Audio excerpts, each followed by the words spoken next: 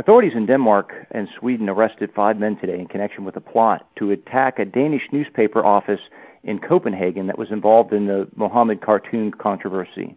Unlike some other recent cases in Europe involving the arrest of terrorism suspects, this case appears to be the real deal.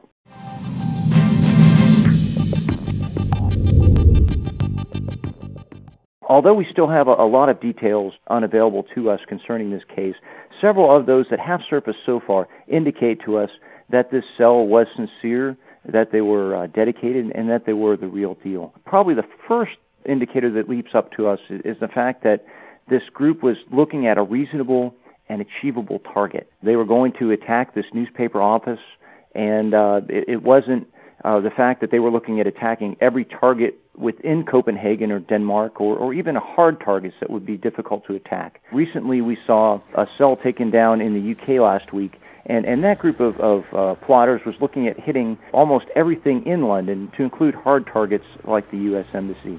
And when we see plots like that, it indicates to us that those conducting them are not really experienced, and they're more fanciful than real threats. In addition to the fact that the target was reasonable, the means of attack was also reasonable and achievable. They weren't looking at some grandiose plot involving, nuclear weapons or even large explosive devices, but they were going to conduct a simple armed assault on the newspaper office with the intent of killing the largest number of people possible. Secondly, the cell in Denmark had obtained weapons to conduct their attack already and had them in place, and 3 of the members had traveled from Sweden to Denmark in pursuit of the plot. So this plot had gone beyond just the theoretical stage, and they were to the point of executing it. We saw a plot last week in the Netherlands where a group of Somalis was arrested, and that plot allegedly involved the desire of the Somalis to shoot down Danish helicopters.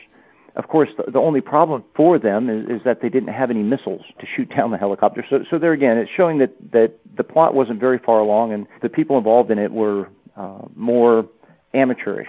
Whereas this group in Denmark appears to have not only obtained the weapons, but prepositioned men to take care of it. Point 3 here is, like past cases, including the Headley case, the case involving American David Headley, who went to Copenhagen to conduct surveillance of the Jyllands-posten office, and an attack last year in January in which a Somali had attacked the home of Danish cartoonist Kurt Westergaard, armed with an axe and a knife.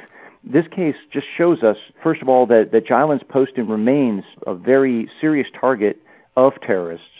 And as Al-Qaeda in the Arabian Peninsula said earlier in 2010, they were not going to allow the dust to settle on the Mohammed cartoon controversy, and that those involved in the Mohammed cartoons were going to continue to be targeted. And this case is evidence that those threats were true.